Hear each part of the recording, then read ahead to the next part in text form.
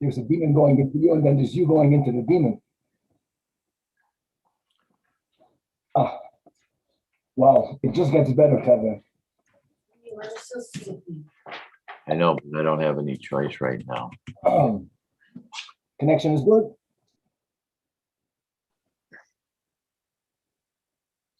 Connection's good. Baruch Hashem. Audio is awful little, Zak Shmolik.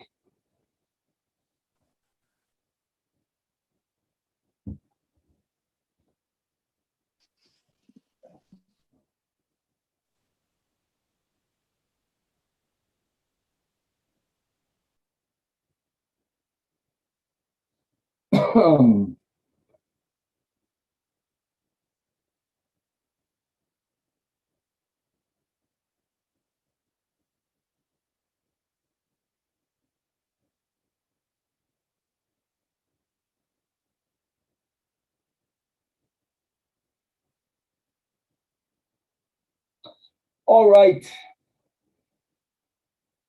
With the help of Hashem, we are learning PESACHIM Daf Kuf Yud Beis. We are going to continue to learn what's called the esoteric Gemara. We left off speaking about behaviors that can bring about anxiety, that obviously one should avoid engaging in. We will speak more about evil spirits. We're going to speak about incantations that help us get rid of Ruach Rav, evil spirits that are connected to water. We're going to learn in this daf and in the next daf the statement of Rabbi Akiva that Asay Shabbat Chochoil Ba'al Tetzarech Labriyos. In other words, we always had communally various tzedakah funds. If a person needed to receive money from a tzedakah fund, then they took enough for 2 meals a day, but for Shabbos 3 meals. But if a person has barely enough, but they don't have to yet take anything from a tzedakah fund, even if they only have 2 meals for Shabbos. So Rabbi Akiva says, so then if you don't need to take from the tzedakah fund, other than for the 3rd meal of Shabbos, rather Asay Shabbat Chochoil, eat on Shabbos as you eat on the weekday, but you should not have to rely on the community. We're going to have various instructions that were given by different great Tanoim. We're going to have the 7 instructions that were given by Rabbi Akiva to his son Rabbi Yehoshua. We're going to have an interesting machlokes between Rashbam and Tosfos, whether Rabbi Yeshua ben Karcha was the son of Rabbi Akiva or not. We're going to have the 4 instructions that Rabbeinu HaKadosh, that Rebbe instructed his children. We're going to speak about threats that are posed by a bull, and this is perhaps an insight to some of the makings of our animal soul. We're going to be learning about some animal language. We're going to learn about the 3 things that Rabbi Yishmael ben Rabbi Yossi instructed either Rebbe, which was his teacher, which is unusual, or his son Rav, many other such instructions, and much, much more. We left off on that Kuf Yud Beis, Amid Aleph, all the way on the top of the Amid. Right, we began on Kuf Yud Aleph Amid Beis, learning about that which can bring about anxiety, and now we are continuing that the Misoichar, if a person will have one's blood let, and we're speaking specifically about letting blood for therapeutical purposes, as Rashi points out, as the Rashbam points out, which is something that's not common these days. But if a person is doing it for therapeutical purposes, v'loy moshe yadei, and they don't immediately wash their hands afterwards, so then mafchid shiva yom, then the person will be seized with anxiety for 7 days. And as we read at the end of Kuf Yud Aleph Amud Beis, the definition of anxiety is having a fear but not knowing what it's coming from. Back in the Gemara.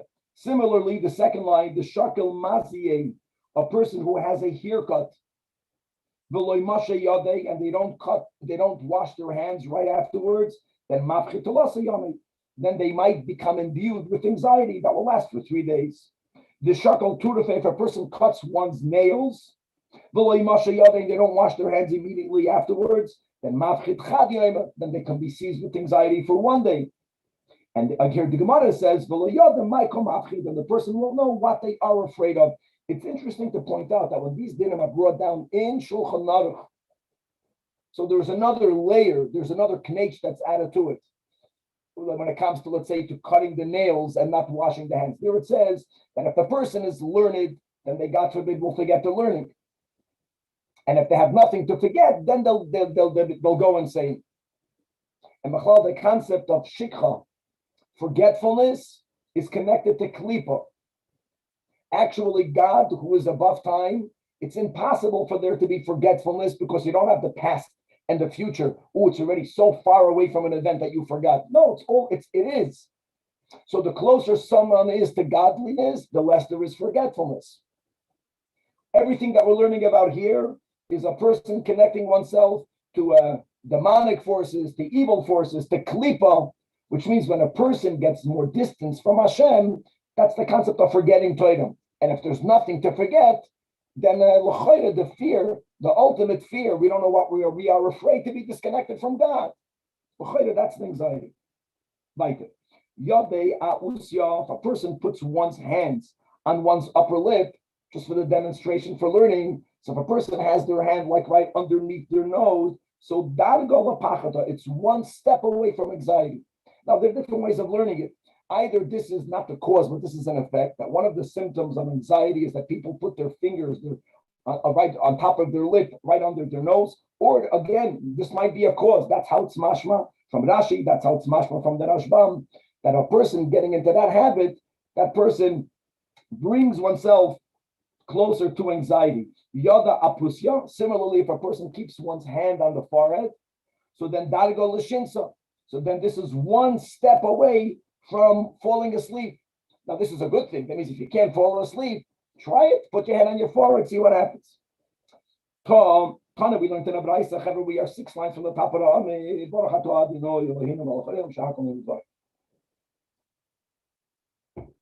Tana, we learned in a Braisa, that if you have food or drink that's left under a bed, even if they are covered, even if they are in a box that's made out of iron, ruach ra shoyla leim, an evil spirit will possess that food.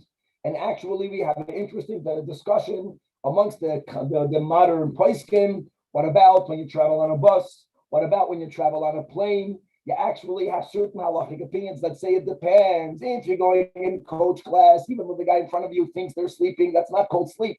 You can put the food underneath it. But if you go in business class, now with the flat beds, mamush, you have people that say that, then we should be careful to make sure that all of the food that we might be taking with us, we should put on the overhead bin and not under a bed, which might be in front of us. We learned in a person should not drink water. Now, all of the Rishonim say one should not drink water in the dark. One should not drink water in the dark. Not Wednesday nights. Now, it's not what we call Wednesday night. The night of Wednesday means Tuesday night. And again, as we will learn at the end of Kuf Yud Beis on the base, that initially all of these evil spirits and demonic forces had more power, they had more dominion. And as time went on, as we learn al pi Hasidus, that all of the Torah mitzvahs that we fulfill, they accumulate, they are eternal, and they, yes, achshir dara, the generations get better, even though that people make failings, but for that there's tshuva. So the negative things that we do are only temporary. All of the good things that we do, they are eternal. So as time went on, all of these koichos had less power. One of the steps of them being disempowered was for them only to have power on the night going into Wednesday and on the night going into Shabbos. And we'll explain on Amud Beis why that is so. So don't drink water. Those nights they have power. No, Tuesday night they have more koyach. Friday night they have more koyach. So don't drink water in the dark. In the dark. And the imshasam, here again, this expression, Domai Beroisha, Gabal. It means if a person, something happens to the person, it's his or her own fault. The blood is on their own heads. The Pnei Sakana, because it can bring about the danger. Now, what is the danger? Here again, it's not a tangible danger, but Ruach Ra'am, evil spirits lurk in the dark on water. And as we mentioned, even though when we learned before, we were speaking about a child holding water in a place where there's not that much water available. Here, there's something about water. They need to consume water. And when it's dark, they're not afraid. They live in the dark. All negative koiches live in the dark. Says the Gemara and if a person is thirsty, and it is Tuesday night, and it is Friday night, what's the solution? So says the Gemara Lema, The first solution would be to say Shiva Koilish Amar David Alamayim, to say the pasuk again Tehillim Chaftes. This is not called healing again. This is preventative medication, which is permitted. Say Kapitul Chaftes that mentions God's voice over water 7 times, and then you can drink. Shenem, and as it says, now you're going to see that actually Al Hamayim is not written 7 times, but it's the first one, and the first one is the dominant one. Shenem, and as it says, the voice of God is over the water. Kael Hakaved Hirim, the God of glory thunders. Hashem Hamayim Rabim. Nachamo, Hashem is on vast waters. The voice of God comes in with power. Hashem behadar. Hashem shoyver arazim, it breaks cedars. Vayishaber Hashem indeed is arzi halavonoin. Hashem choytzev lahavois. That the voice of God cleaves, and it comes with chards, with flockers of fire. Hashem yachol midbar. Right, Hashem, his voice convulses in the wilderness. Yachol Hashem midbar kadesh. That the voice of God, right, brings about yachil, fear, trepidation in the midbar of Kadesh. It frightens the hinds, and it strips the forest bare. Imagine from the koyach. And when God's voice is in the holy temple, then kulay omer kavod, everyone proclaims kavod, everyone proclaims God's glory. And as the Mashal points out, and indeed you don't have 7 koilos on mayim, but the dominant is the first, and it begins koil Hashem al amoyim, and count, you'll see there's 7 times the word koil, and that voice, you connect to God, automatically you expel ruchos rois. Now the Eloi either means that you don't know the pasuk, or it didn't work. Some people, they can see the ruchos rois, so they said the incantation and they're still there. They're akshanim. So then then there's another thing you should say. And here we go. And like we mentioned before, that understanding these forces are to your advantage. Not necessarily to engage in them. It's ignoring the demons. The demons are good by being invisible. You don't see them. Something that is invisible has a lot more power over us. So knowing them and knowing their names is already, you're defining them. You're engaging with them. And here are their names. Lul, Shafan, Anigraim, Anirdefin. So these are the 4 Ruchais Ra'is. And you say, Ben Koich Yosivna, you're sitting, or I'm sitting between stars. I'm sitting between stars. Like, what do you want from me? There's so many nice things around me that you can go to. Ben Belelli Ushemene Yozilna. I go in between both skinny people and fat people. In other words, like the Rashbam says, please go to someone else. Leave me alone. The Eloi means either you don't know this incantation or you tried it and it did not work. The second white line. So then another concept, that when there's another person with you, they have less power. They attack people when they are alone. So what do you do? If there's someone else with you, then nisare, wake them up. Now they don't have to actually come to you. They have to be awake. And you should tell this person, the lay malay, first don't get mad at me. This the Gemara doesn't say. But planya so. That you speak about yourself in third person. Your name, bar, your mother's name. So Maya, I'm thirsty for water. So the other person knows that you want to drink water. Their knowledge, imagine, connects with you, and it disempowers these evil spirits. And then you should drink. Now, the Eloi, either you don't know how to do it, or you did it, and you see the ruchais, and it didn't work. So then, mekarakesh nachtema achatzba. Then you should rattle the lid of a barrel on a barrel, make noise. Making noise will make it appear that there are other people with you. Trick them, and then drink. The Eloi. And if you don't have a lid of a barrel, or if that didn't work, so the final solution is nishtei b'midei, throw something into the water, take away the restfulness of the water, and v'hada nishtei gavald. And here again, maybe that's the source of pouring some of the water out. We learned in a brayso, a person should not drink water, not from the rivers, not from the ponds, at night. If you drink water, God Almighty, the blood is on your own head. Why? And here we're going into greater detail. My sakana, this brayso gives you the specific name of the demon that's connected to waters in the dark. Sakana shavrire, the demon of blindness. That's the effect that it has. And the itzachin, if you're thirsty, maitakante. So interesting. For Ruchai, we had a whole series of solutions. For this demon, that won't work. You have to have something else. So here you have one of the solutions. There's a they share a commonality. If someone else is with you, tell the person with you, Planya bar Planya saw, that's your own name. Your name, Ben, your mother's name, Tzachinam, I am thirsty for water. And if there's no one else with you, then Lema, Iyul, and Nafshe, then speak to yourself and say, Planya. You say your own name. Here also, your name and Ben, your mother's name. My mother told me that is the harm I should be careful of. I should be aware of. Beware. And now you mentioned the demon's name. But this is amazing. Listen to how you mentioned it. The name of the demon is Shivrire. So you say, is the har me Shivrire? Then you repeat his name. Every time you repeat the demon's name, you take one letter away. So you make him smaller. Mi Shivrire, Shavrire, Brire, Rire, Yire, Re, Ha. Amazing.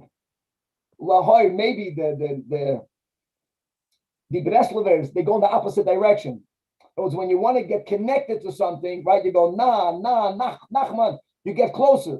When you want to go away from something, you begin with the full name, and then you step away from it. And you say, Tzachina Mayo, that I would like, I'm thirsty for water. And then you mention, because I would like to drink it out of new white kalim. No, you're drinking out of a naharis. You're drinking out of rivers. There is where the demons have more koiches, this shavride. But you're saying that you're really drinking it out of a keli. And the concept of a keli, and the reason why Al-Pi Hasidus we learn a lot, well, how does Netilas Yadayim work? Also, we're taking a part of Netilas Yadayim is to get ready for davening. But part of Netilas Yadayim, as we know in the morning, is to get rid of a ruach ra that's on one's hands. And the very fact that you put water in a keli, containment is the way you deal, gevura, limit, because a demon, like fear, we don't know from what, we don't know from where, we don't know until when. You're out without boundaries. Out of boundaries is also demonic. Wild. That's why many practices of the cult was to do wild activities, to do things that were not mesudar. Say that tikkun is the antidote to demonic forces. So even putting water in a keli helps. And even if you don't have the keli, you mentioned that you would like to drink a water out of kalim, and you mentioned white kalim. White is taro, white is connected to godliness. Love it.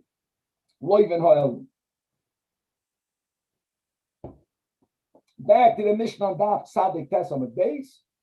Again, every yid has to have the dalit places. Yeah, we learn places. We don't paskin like the places, but we learned the places that it's one for the family, right? That's what we learned when we began the Spedic. And it's just like by Kiddush, not everyone has to drink. It's better for everyone to be tayyim from the wine, but one person's drinking is enough. Tosfos holds one family, the household head should make the Kiddush and drink it. But if he doesn't have it, it justifies for him taking wine even from the tamchoy. Now, every city should have two types of charity funds. One is for money. The money is given out once a week. And then people that are even more, God forbid, impoverished, then they can take from the food platter. The food platter is that they would collect food every day. Food does not have a long life. And they would give it out every day. But to qualify to take from the tamchoy, you have to be azar, complete evian legamri. Even someone who has to take from the tamchoy should take for the four places. Say the more pshita. The one says no, it's not pshita. Loy, it's needed. Afilu Rabbi Kiva. The Amar that he holds. Asay Shabbat chochoil. Make your Shabbos like a weekday.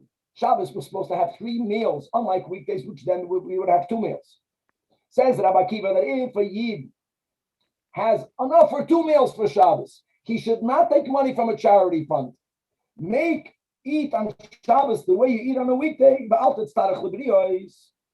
So you would think that if a person doesn't have 4 koises, but if he would not have to take dalit koises, he would not have to take anything from charity.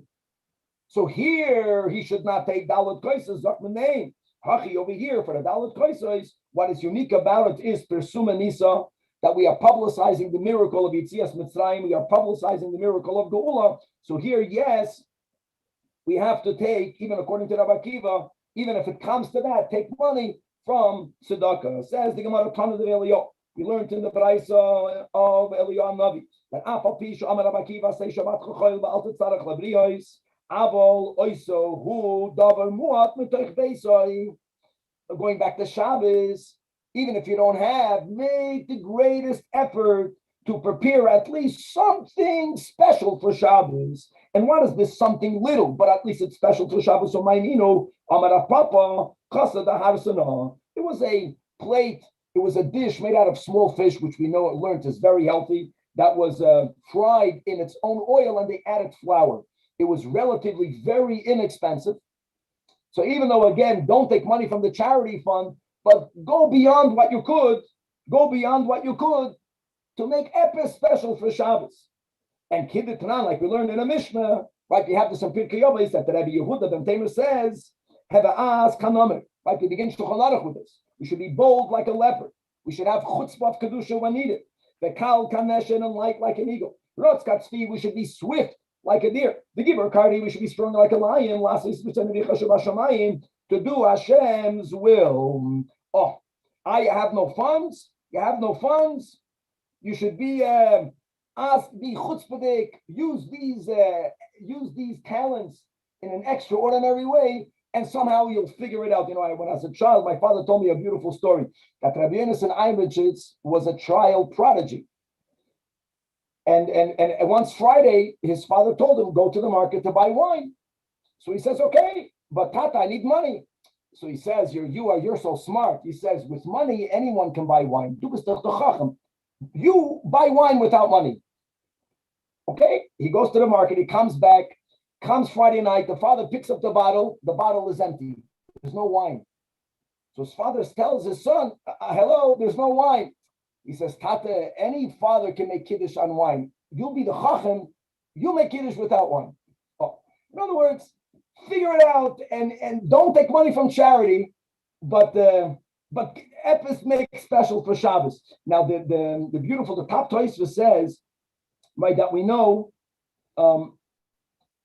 no, we'll leave that for next stop. It's our next stop already. And Daf Kuf Yud Gimel, we quote Rabbi Akiva again. You know, the Gemara in Beitza says that all of the money we spent for Shabbos and Yom Tov is not going to be deducted from the money that was given to us, that was determined to be given to us on Rosh Hashanah and a Chanami, but not to borrow money, says Tosfos. So it's money that you have and you spend, all the money you spend for Shabbos, the money is going to come back to you. But to borrow money that you don't have, hostinish. And somehow the Gemara is telling us that if a person is very either one of these four midos, they can somehow manage to buy something even though they don't have the funds for it. Tanach we learned in a Brisa. Rabbi, didn't we learn that there was a din in Shulchan Aruch that the Alter Rebbe says that you can borrow money? Yeah. We don't paskin like Tosfos. You're right, Yaakov. I mean, we're learning Gemara. Yeah, correct. That's a big machlokes whether you should borrow money for Shabbos. One thing we're saying, according to Rabbi Akiva, is not to take money from charity. Another detail, not taking money from charity, this is a charity to whom you don't have to return. To borrow money, no one is against it. Only question is, if you'll borrow money, well, is that included in the Gemara and Beitza? That's the machlokes and the Rishonim. And we'll speak more about that, God willing, in next daf. It's mamish, it's big daf, and it's late. Tana Rabbanim, Shiva the bottom, Siva Rabbi Akiva, Es Rabbi Yeshua ben Noi. This is a very important machlokes. So the Rashbam says that throughout, right, we know Rabbi Yeshua ben Karcha. So says the Rashbam that Rabbi Akiva was Kereya Choyo. He was a baldy. And they called the son, that's Rabbi Yeshua ben Karcha, the son of Rabbi Akiva. The top Tosfos here, he quotes the Rashbam, right? Perush Rashbam, the who, Rabbi Yeshua ben Karcha, the Rabbi Akiva Kereya Choyo, as we learn in Bechayros, Babot, etc., says Tosfos can be. The Einanira. Giving nicknames that are not complimentary is something unacceptable. Interesting machlokes between, and therefore Tosfos holds no, Rabbi Yeshua ben Karcha was someone else. The son of Rabbi Akiva is Rabbi Yeshua. Let's go back in the Gemara. So these are the 7 instructions that Rabbi Akiva told Rabbi Yeshua ben Noi. Number 1, B'ni al Tesha b'goyva shel v'tishna. Everyone that Rashbam says, don't learn in a location where people have access to you. in an exposed place, because people will continuously come and ask you questions. Now, of course, we should be in service of other people. But when you want to learn, you have to concentrate. It's learn in a location where not everyone has access to you. Number two, don't live in a city. Don't live in a city where the mayor is a scholar. Why not? Why not? Says the Rashbam, because people that are Talmidei Chachamim are continuously learning, and they won't properly occupy themselves in the communal needs. Number three, never enter your home suddenly. Even your own home. Guys, this is important. We do this. Before you enter your home, knock on the door, ring the bell. Don't, you're here. And like the Rashbam says, could be your spouse, could be your children, are doing something that they would only be comfortable to do in private. Honor your family's privacy. Next, number four, don't withhold shoes from your feet. Outdoors in the public, always wear shoes. Always wear shoes, and especially al pi Hasidus, the whole concept of wearing a shoe is it makes us a little bit above the ground. So when you're out there in the world, we have a mission in the world. We are here shluchim, but even though we go out there, we should not become engrossed in the world. Shtei atefach hechet, and that is expressed also by wearing a pair of shoes. Number five, hashkem be'echol b'kayetz, wake up early to eat. Wake up early to eat means that it's healthier to eat, as we learned this also in the Gemara, in an earlier hour. Once for many hours in the day you didn't eat, then the food won't be as beneficial for you. And both in the summer, because of the summer, whatever heat does to the body needs koyach to counter it. B'chorev, same thing is in the winter, mepnei hatzina.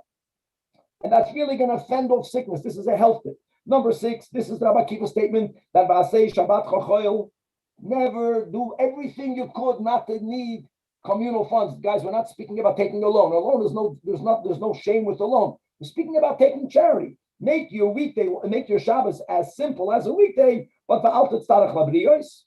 And number seven, gewaldik vehevim mishtadel adam shasha misachekes loy. Engage in business with a person who is enjoying good fortune. So if someone else has mazel, engage in business. Now there was the erroneous way they understood it, lachatchila, and then we have the correction. So Omar Rav Papa on the last piece of advice that Rabbi Akiva meant not to buy from him, not to sell from him, because if the other guy has mazel, maybe it's going to mean that you'll always get the worst end of the deal. That's how he thought, but that's not correct. Don't buy from him. But don't sell to him. Yes, he has great mazel. Become his partner. So it says the Gemara, no. But the Hashta, the Amar, we have this in Baba Basra, the Amar of Shmuel Bar Yitzchak. What's the meaning of the pasuk in Elyahu? That when Elyahu was riding high, Masei Yadav Beirachta, that you have blessed whatever Elyahu has undertaken. That means that's the pshat of a person, a good person with good mazel. That any interaction, everyone gets uplifted. Certain people, everyone ends up winning.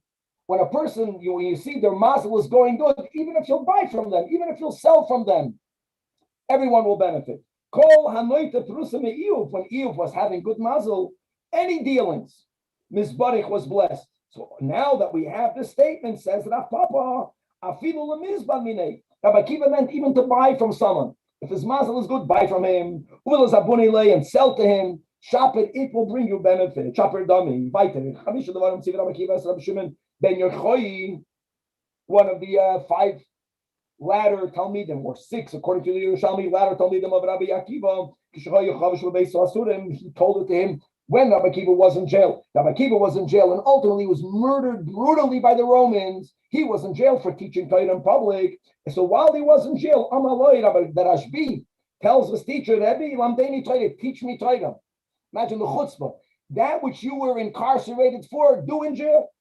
So Amar, so Rabbi Akiva says, Eini milametcha, I will not teach you. And as the Rishonim point out, Rabbi Akiva was condemned to death Rabbi Akiva didn't want to teach Rashbi because he didn't want the Rashbi also to be murdered by the Romans.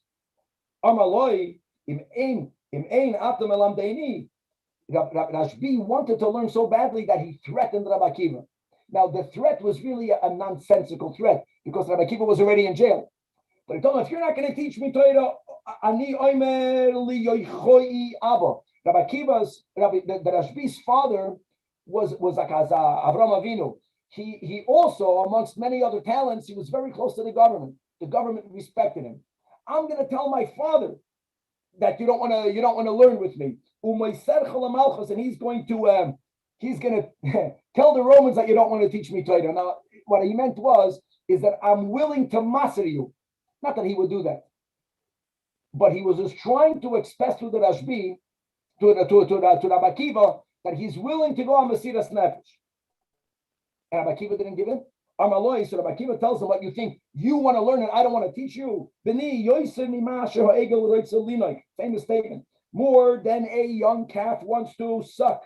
The mother cow wants to suckle. In other words, I also want, but there's a danger. Now, Rabbi Akiva put himself in danger, right? That's the famous story.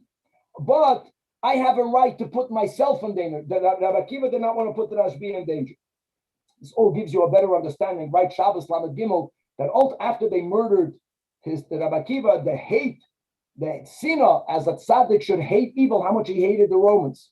And all of that led to the story of the Rashbi later. Anyways, Amaloi, Rashbi didn't accept it. He says, you might desire more than I want to desire. You might desire to teach. But you know what? If the mother cow does not feed the child, the life is not in danger. It's uncomfortable. It's not healthy. It's in pain. But if a child doesn't suck, then the child will die. Umi b'sakana. B'haloi, egel b'sakana. Rashbi says, my life is in danger if I won't learn Torah. Teach me. Amaloi. So he began to teach him Torah. And what did he tell him? He told him, number one, im bikashta lechamek. If you want to choke yourself, he told him, gadol, then hang yourself from a tall tree. Now, really, you can see he's trying to camouflage what he's telling him. And as the Rashbam points out, that if you want to give a halachic ruling and you want for people to accept it, don't say it in your own name. As great as you might be, that's just the nature of the world. People look at their contemporaries only as contemporaries. The Rabbanim from the previous generation, they're the big Rabbanim. And we have this many times, my friends, that someone quoted an author of a statement that wasn't 100% true because they knew that what they're saying is the halacha. So he's telling him, Rishus, that if you feel that's how some learn, that people won't accept a halachic ruling, then hang it, quote it, b'shem, up a great big tree. Even if they didn't necessarily say it, or to your knowledge, it didn't necessarily say it, because it's emes. You know, the Chassam Sofer had this very funny statement. He used to say that if you want to say my Torah is on your name, because my Torahs are emes, just do me one favor. Don't say your Torah is quoting me. That don't do. But the Chassam Sofer was speaking to people like us that we will quote Torahs that are not Torah, the Baba Mises. But he's telling the Rashbi that if you're saying something that you know to be Torah, you can quote me. Quote the great tree. Number two, when you teach your son, is lamdeu b'sefer muga. Make sure that you teach your child from a book that is not corrupted. Now we are so lucky nowadays that we all have Sfarim, and the Sfarim that we have revisions, and we have all of the, look at the side, we have the Bach, we have the Moseres Hashas. Imagine then, most of it was learned by heart. People had their own notes. Rambam says, if a person learns it wrong the first time when they are a child, it becomes very difficult to learn it right. Very difficult to learn. No, Girsa de Yankasa is a blessing if you had a good Malamed. So he tells them, make sure the children, you teach them every word. And we know how Torah Shabbat Peh is like Chumash, the Mishnah. Every word has to be Meduyak B'Yosef, right? Erev Psachim or Arvei Psachim. It was Fagam Achloikis, with consequences, with Nafkaminas. And Mahi, the Gemara explains, that Omar Rabbi became a Rav Mesharshia, that Bechadeta, he was speaking specifically about a child that's young, that was taught b'mesiras nefesh in jail, that Rashbi was risking his life. Loisevashel b'kedera I understand all of these statements are hidden in Azah. It doesn't look like Torah. That's what it sounds like. Everything is like hidden. So just in case it'll be caught, Rabbi Akiva didn't want for the Rashbi to get killed as well. So he says that in the pot that you don't cook in the pot that your friend cooked. Now, what did he mean? Ma'ininu, don't marry a divorcee when her first husband is still alive. Gerusha b'chaye bailon, the Amar Ma'ar, because the master taught us the last line in the Amid that Garush and also Gerusha, that if a man who's a divorcee married a woman who's a divorcee and both of their exes are still living, I'm going to say it by heart. There is a nature that God imbued that once someone passes away, the living forget him. If not, the pain would be too big. That's the whole ma'aseh with Yaakov Avinu, that he mourned for Yosef Atzadik all of the 22 years because, like Rashi says, like Chazal say, because Yosef was still alive. So like this, it's very important when a couple is together that they should be thinking about each other. And that affects the ruchnius of the child, Tanya Perik Beis. So if, they were married already. So a garush, look at his words, garush and also garusha, there are 4 people in bed, not 2 people in bed. There is the current couple, and each one is also thinking about the prior spouse. But that's only if the prior spouse is still alive. That is one version of what he meant. See, none of this was said explicitly. Now we're trying to extrapolate the hidden messages of Torah that was taught by Rabbi Akiva. The Iboy say that this is true even Ba'alman. Obviously, every case is a case. It's a mitzvah to be in marriage. Not everyone has the option. But the concept that this idea to be at least mindful that if you're having a relation with a person that was married to someone previously, or God forbid, the Gemara doesn't have to speak it out, if there is premarital relations, which is forbidden, so then it affects. So then you're being compared to someone else and goes both ways. The time is running. She'ein kol etzba'os shavos, says the Rashbam, that the Eber, this is the woman thinking about her current husband, comparing him to the prior husband, even if the prior husband already passed on, that Eber Tashmish is not the same. And therefore, that she might have had, I'm saying the Rashbam, more pleasure with the first husband, and she's going to be resentful to the current husband. Okay, weiter. Next, fourth Torah b'mesiras nefesh. Mitzvah v'guf gadol. Gewalt. If you want to do a mitzvah, and you're not on the level of doing it l'shma, you still want to have the shaloi l'shma. And we're speaking about the mitzvah. The mitzvah is giving tzedakah. The greatest tzedakah is to lend money, says the Rambam. The greatest money tzedakah is to give a loan. Because that's not only to the poor, it's to the rich. Now, it's pashat late, but in Bava Metzia, when we're going to learn the sugya of ribis, we have to acknowledge that the ribis is a choik. That I cannot charge interest for money is a super rational. Rationally, if I have cars, I can rent it out. I get my cars back, and I get money for it. If I have chairs, I can rent out my chairs. I get my chairs back. You have real estate. You get back the principal, and you get profit. Why would money be different? But that's what God said, that if you have money and you give it out, when you get it back, you cannot get back anything more than the money that you gave. And that's even in places where there's inflation, which means that when you get back the money, it became devalued. Now there's ways of going about it. Today we have a more simpler heter iskes. This is really above a Metzia Sugya, but as we learned over there, go to Daf Samach Zayin and Bava Metzia and other areas, that what was accepted and common in the times of the Gemara is what we call mashkanta de Surah. Mashkanta de Surah means like this: I would lend you money. I would lend you $1,000, but I'm not allowed to say somehow I'm going to get back 1,000 plus. That's ribis. They didn't have an heter iska yet. They didn't make that document yet. So what they did is that then when you lent money, the lender always took a lien. He took a guarantee. He took a mashkin. Take land for a mashkin and say the following: that for the next 10 years, the lender, I'm going to eat the produce, supposing that the produce is $100 a year, worth $100 a year. After 10 years, I will get my $1,000 back, and then the land goes back to you.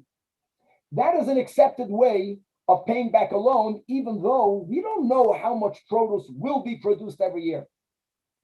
And even if it's likely, not certain, likely that the value of every year's produce will be not $100, will be $110, will be $150. Since it's not clear that the lender will get back his money plus, that was accepted. That was called the mashkin that they would enact in the city of Surah. So that's what Rabbi Kiva already is saying, that if you want to do a mitzvah, you want to lend money, but you need back, you want to have a goof gadol, you want your body to grow, you want the gashmias to grow, then you're allowed to do it.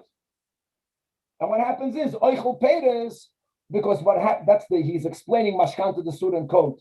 You take the property as the lien, the lender eats the peres, he eats the usufruct. Now, guys, we have to change the girsa. It says veloy with an aleph, but the many veloy sachar. The borrower also benefits. You're not wronging the borrower. The borrower needs $1,000 now. Even if over a long period of time he's going to pay back $1,200 or whatever the nibus is, we can't do it directly because God said we can't do it. But Rabbi Kiva was saying that you're not tricking anyone. And that's why today people are willing to play interest. It's against Hashem's rules because it's worth it for them. Right? They get a bulk of money right away up front. That was 8 to number 4. We have a lot more on this in Bava Metzia. Number 5, mitzvah, the guf tahar. If you want to do mitzvahs, the opposite. You want to make sure that all of your bodily needs should not cloud your ruchnius. So the rule is noisa isha, even though v'loy banim. It's getting married, living in marriage is good for us because it addresses the bodily needs, even if you already have children. Many people learn more than that b'chlal, even though a person was makayim through the rule, as we have in the beginning of Eben Ha'ezer, ula arev al Tanach yodecha. It's always a mitzvah to have more children, but living in marriage will give you a more pure life. And this is the final instructions that we have from Rabbi Kiva. Rabbi Kiva was murdered afterwards. Says the Gemara Vayter. In other words, you want to have a guf tahar, not to be completely removed from the world. Live in marriage, it grounds you. It brings the balance that God wants us to have. The following 4. Rabbeinu HaKadosh, right, Ashkafta, that every we have in Ksubas, at the end, Kuf Gimel, he told his children, number 1, Al Tader B'Shechansiv. Don't live in the city of Shanchansiv. Don't live. What was the negative traits that people had there? Mishum Delitzane Havu, because they were cynics. Cynicism is the first step down. And when you live among cynics, it rubs off on you. Number 2, don't sit on an Aramean bed. What did Rebbe mean? Many opinions. Number 1, the other people say what he meant was either don't go to sleep the way an Aramean goes to sleep. And an Aramean is tired, get schlafen. Ayid, you're tired, you say the Shema. Say the Shema before you go to sleep. Guys, we learned a few daf ago how a bracha smucha lechaverta doesn't need to begin with a baruch. Guys, Elakain Tzorg does not begin with baruch. Now, I know that now it's organized in the city by us that we say first Al Natilas Yudayim and we say Asher Yotza. So that's a bracha smucha, but it wasn't that way. Elakain Tzorg used to be the Moida Ani. You learned to some brachas. They said that in bed. There was a time that the Ruach Ra was not so strong, and they were allowed to say God's name right after they woke up, before they washed their hands. So why doesn't Elikain Tzorg begins Baruch Atah Hashem Elokeinu Melech Haolam? You know what the answer is? Because you said the bracha of Hamapil. Wow. That the bracha of Hamapil, the Baruch Atah Hashem, is the Smucha Lechaverta. I can't hear Danny, but it's amazing. Anyways, good. That's the Ikka da Amri. Other people say that the lois. So the fact that you slept the whole night, that doesn't matter. That's still smucha lechaverta. Because how long do we sleep, guys? We're married people. The molostin schlafen. Molostin, they don't let us sleep. Hello. It's like a little nap. That's called sleep. Molostin schlafen. Molostin schlafen. It's a gewaldig, huh? How they looked at sleep. Like it didn't count. The it means don't marry a convert. Now, this is very important. That we have to be careful with the words that we use. And the Mishnah says that when you say anything that is derogatory towards a non-Jew, if you say it to a convert that's not 10 generations after conversion, they take offense. So be careful if you marry a convert to genuinely speak positively about everyone. If not, you're going to be hurting your spouse. I know that I can mention that when my father got engaged to my mother was an orphan from her mother. And the Rebbe told my father in Yechidus that he has to be very careful and sensitive to my mother. Because she's a same concept, because the Torah says there's a special oina'as devarim that we have for converts, that we have for widows, that we have for orphans. So be mindful of that. And not everyone has that delicacy that they can refrain any word. You know, it's not about what you intend, it's about what the other person feels. Think of the Amri. Another version is the Aramois Mamish. No, don't sit in the bed of a Armenian person. This is so geschmack. So let's learn in Rashi. Just to know the Rashbam, there's no Taisvis. So the Rashbam is where Taisvis is. Rashi, the commentator that's more chashuv, always is inside the Gemara. So when the pages get rubbed out, they get rubbed out first. So Rashi, right 9 lines from the top, tells you the story. Beginning of the line, Ikeda Amri, that what he meant was, don't sit on a bed of a non-Jewish woman. Aramis means any non-Jewish woman. Mamish. What happened? That Aramis Achaz Chayeves Limois. There was a woman that owed Rav Papa money. Rav Papa was wealthy. And he lent money. He helped her. He gave her a gamach. Or he sold her merchandise on credit. Then Nichnas Midei Yom B'Yom and he came to collect. Link by Seimeno. And, she didn't want to be collected from. So Yom Echad, this is what she did. Chankas B'na, she choked her child to death. Unasanatoi Alamita, and she placed the child in the bed. When a papa entered, Amrullah, she tells him, today I can pay you. Sit on the bed until I get the money. And he sat down on the bed. And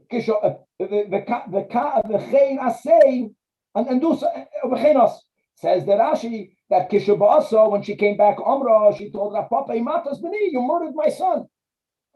The first blood libel, or maybe the first blood libel that we record over here. So she turned the tables on him to get out of her debt. So from that, we gave an eitzah, be careful. Be careful. You don't know what another person might do to exempt themselves from paying back a loan. Back inside the Gemara. Don't evade taxes. Now, the Rishonim point out, whenever you're living in a society that everyone is taxed equally, then for that, we don't need to have the eitzah, the abad devarim that Tzibur Rabbeinu HaKadosh, then we were stealing. But you should know that mamish until recently, and already beginning in the times of Chazal, even in Bavel, there was a Jew tax. There was a unique tax for Jews.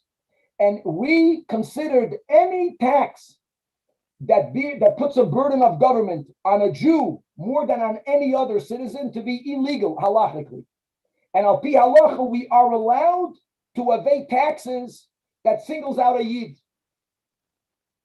Many people complain that from a people, they evade taxes just to know the culture. We're not justifying it. That for thousands of years in Europe, if a Yid would pay tax, they would die of hunger.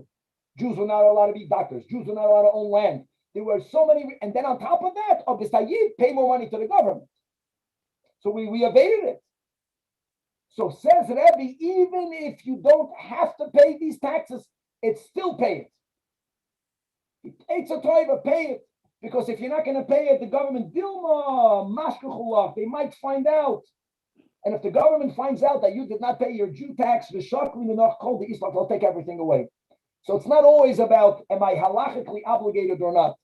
A lot of times it's about, hachacham, the simple pshat of Einov V'Roishoy. Number 4, don't stand in front of an ox, when he's going out of the marsh, when he's getting up from the water, when he's seeing all the green pasture, when he's seeing all of the fresh fruit, because when he sees a lot, he becomes very aggressive. And this really also alludes to, as the commentators say, that we have to understand better our animal, as we learned above. And there are times that his skafia is the way to go. No, say to the animal, no, there are times that we have to have seichel and we have to give in, of course, within the parameters of halacha. Because denying the ox food when it needs food will make the ox completely mishuga and will pay the dear price.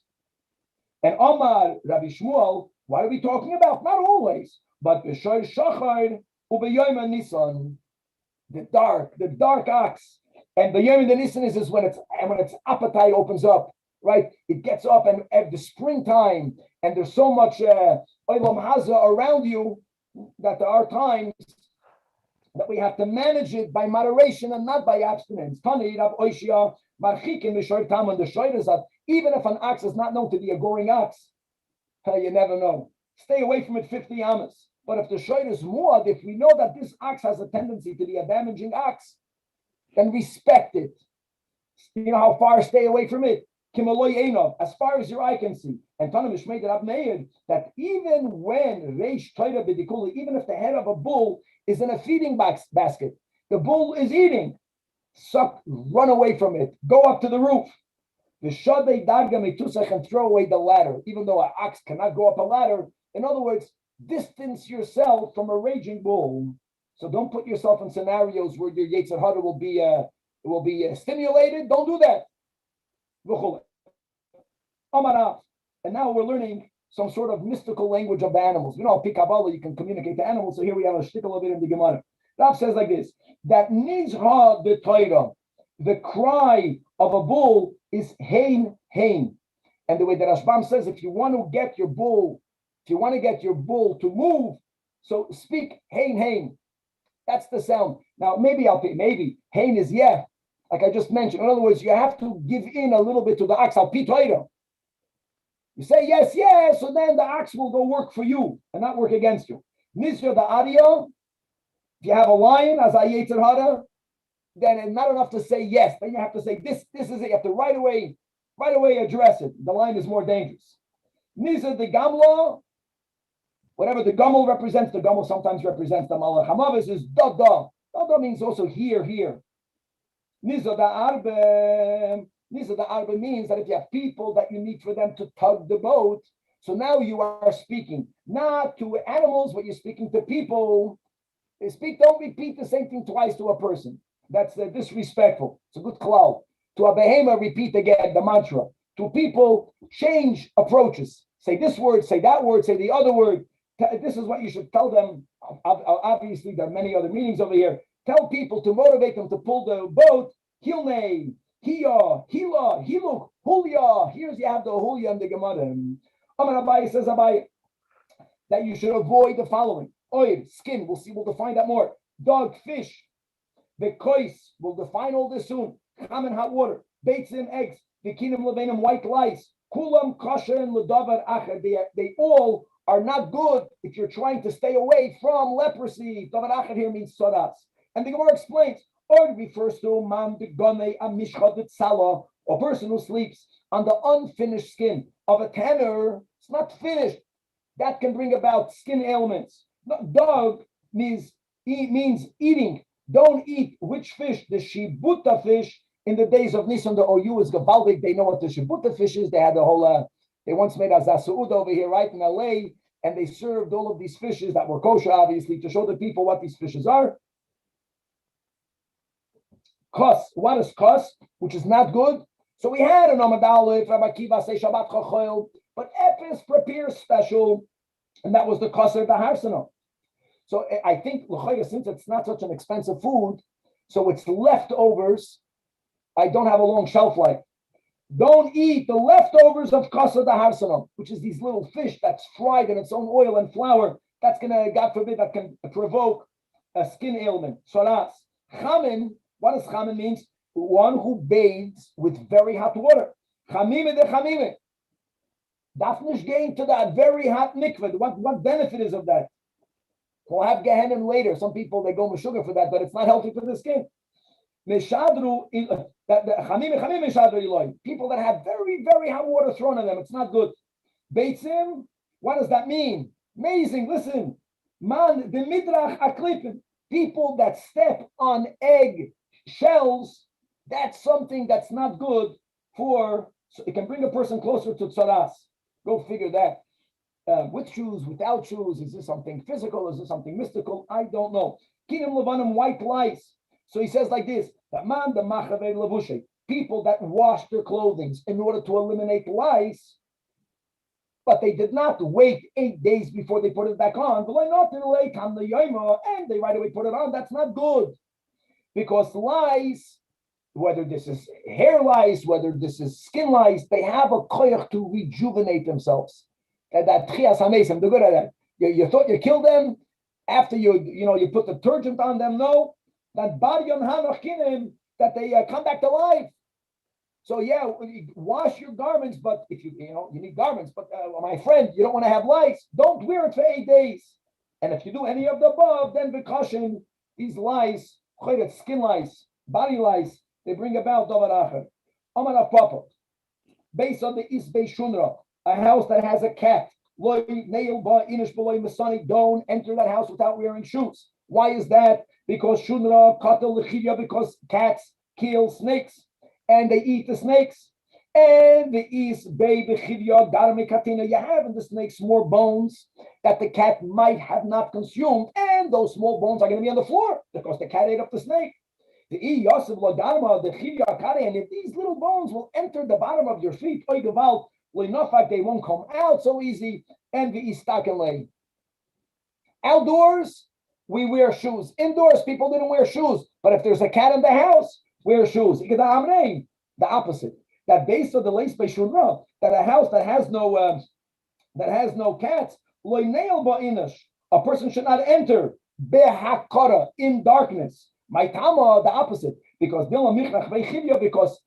don't have a cat, there might be a snake. There might be a snake and it's dark. You won't see the snake, and you'll be bitten by the snake. So a cat is a good thing. A cat is not a good thing. That depends on which version. I want to go back to Baruch, to the walking in between two dogs. My eitzah for you is to get a third dog. Maybe it's connected to Zugais. I don't know. Okay, weiter. We learn like this. That there were three things that Rabbi Shmuel ben Rabbi Yossi told Rebbe. Now here we got a problem. Rabbi Shmuel ben Rabbi Yossi was a Talmud of Rebbe. So it doesn't make sense that the Talmud is instructing the Rebbe. Because of that, Rabbeinu Hanano changes the version to Rav, but we have Rebbe. So we'll leave it the way it says. And here in the parentheses, Makash will be the Namanik. The following three things. Number one, the Mem. Al Tas Mum Ba'atzmacha. Don't inflict a wound upon yourself. Says the Gemara, Maihi, what is he talking about? So he says that like the heavy lachdina bahadi tulasa, do not go to litigation against three people. Why is that? The chad habi baldirach v'trei sahade, because they wrongfully will decide to win the din Torah by a baldin, a baldavid. If I'm a litigant, I can't be a witness. I'm the david. But if I'm going against three people, don't think everyone will be that honest. Don't be naive. They might in court present themselves, only one of them is the Baldin, and then the other two will testify in that one's behalf.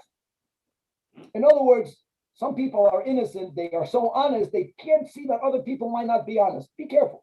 Number two, a very high level of ethics. If you don't have money to purchase something, don't stand near someone else's merchandise. We're not speaking about window shopping. When I go into a store, and I stand and I look at merchandise, other people think that I'm going to buy it. So number one, they're not going to buy it right now. Number two, if I don't buy it, and I don't have money to buy it, I'm not planning to buy it. When I notice that something was looked at and it was rejected, it devalues it. It devalues it. Is that Genevas Das? It's Genevas Das is if I am doing it purposefully. Be mindful of this. When I go, I should be careful not to stand on merchandise, giving the appearance that I might be buying it, because I won't, and something bad will happen to the owner. Now, if you're looking at merchandise, you're looking at all of the lulavim before you pick your one, there's nothing wrong with that. You're planning to buy one. Look at your merch, but if you're not planning to buy it, now window shopping is different. Because when I see you looking at my window, I know you're not planning to buy it. You're looking at it. Right. Ishtacha Tavla, another Eitzah Tova. If one's wife just went to the mikvah, guys, don't worry. This is not Nagana right now. is al tizakak la'alayla rishona. Don't have a relation with her the first night. Now, Chava, just to know that leil mikvah is a mitzvah. So what does that mean? Amar Rav, ubenida doid aisa. Before how we keep talis on the shpachim, 2 steps back, not 1 step back, 2 steps back. Where if a woman was a nida, then she can have blood all of the 7 days, and as long as the blood stopped at the end, she goes to the mikvah at night, and she's completely tohira muteris labayla. Unlike zivus that demand if it's a ziva gedoyla shivas nikiyim. So says the Ge'etz over here that if one's wife is a nida and she saw dam on the day she went to the mikvah, even though Alpi didn't tohira then she could have gone to the mikvah and her husband can be with her. There's a possibility that since blood was flowing from her today, that the womb didn't close yet. And then she might see dam during Tashmish. Hoyel v'huchzak, mayan, where's mayan pasuach? And therefore, Dilma Mashcha Ziva. I know it's late, let's learn a few more lines. Number 1, don't go outside alone at night. Number 2, don't stand naked in front of a mirror, in front of a candle. Modesty. Don't go into a new bathhouse. Why Shematipach is because the floor might give in. And over there, the way they heated the bathhouses is that the coals, we had this so many times, were under the boards in the floor. And if those boards would cave in, you would mamash fall into fire. And what does it mean? Wait a first year. It should be Badr Kumenusa, Amar Bishul Levi, Ad Yud Beis Chodesh. The time is going to Nebraisa. The person stands unclothed in front of a candle. I didn't have a nichba, he can become epileptic. Then God forbid, the children can be epileptic. A